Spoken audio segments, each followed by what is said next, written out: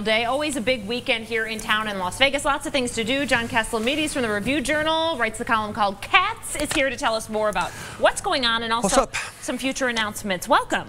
Thanks for having me back. Yeah, Dean. of It's always course. a pleasure to see you. We On love or it. off the air. There's a lot of comedy this weekend going on. A lot of comedy happening. Yeah, so George Wallace, you know, obviously used to be a regular at the Flamingo forever, is going to do a show at the South Point, right? Yeah, he's there for a set of 3 actually this weekend, and these are the first shows that George has done in about 3 years in Las Vegas since he left the Flamingo. Okay. And George, if you remember, he was about ready to close out his run. And he won a big settlement out of the Bellagio because he was injured there, falling off a stage or tripping on a stage during a corporate event. And he won a healthy settlement, and at the time said, you know, he's going to take some time off, and he's been working around the country, and he stops in on clubs in Las Vegas and just does a few minutes.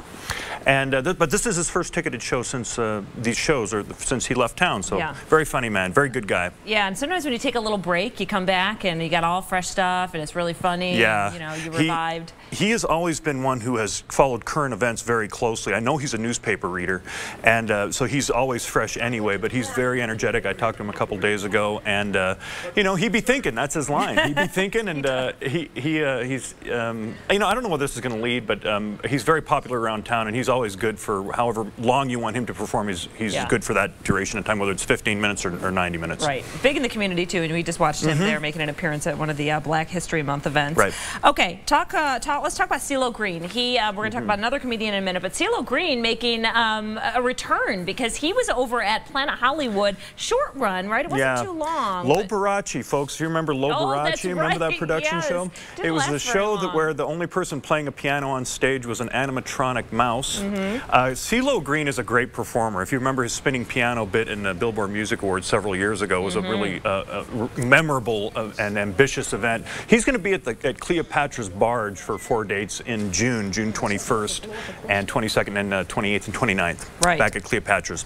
I think it's July, isn't it July? Or, I'm sorry, in July. Okay. And this is an effort by the folks at Caesars Entertainment and my buddy Seth Udoff of UD Factory to partner in and present shows at the Barge, which is otherwise a free event center, free venue. You think Ceelo will work there? I don't know. You know, it's an interesting. The question is, are you going to pay $119 to see Ceelo Green in the Barge? That's the question. He's a great artist, but it's also a place where you can see Zoe Bowie, you can see David Perico. They both are big local acts for free. If you had told me, you know, a decade ago that Zoe Bowie and Ceelo Green were going to be headlining at the same place on the Strip, I would have looked at you a little cross-eyed. But anyway, that's what's going on, and I'm looking forward to it. It's going to be Ceelo and a couple of players in an intimate setting, and you know, it's they're making the most out of the Barge. Right. Okay, we got about 45 seconds. I want to talk about Joe McHale because very funny guy, and he's going to be at Treasure Island one night only on Friday, right? Right. It's his debut there. He's always got a little connection to Jimmy Kimmel. You were talking about that in your column, actually.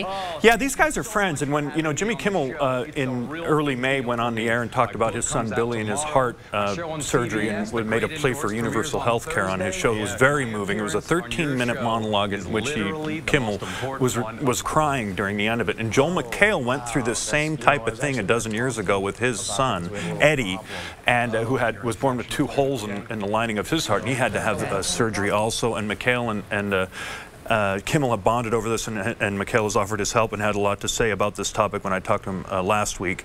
And he's a very, very edgy, funny guy all the time, McHale. So I'm really looking forward. I'm going to be there Friday. I'm looking forward to this show. It should be good. Okay, and that's at Treasure Island. Yes. A lot going on this weekend. We'll be following your columns. Thanks so much, Katz. You got it. Stay with us. We are back after this.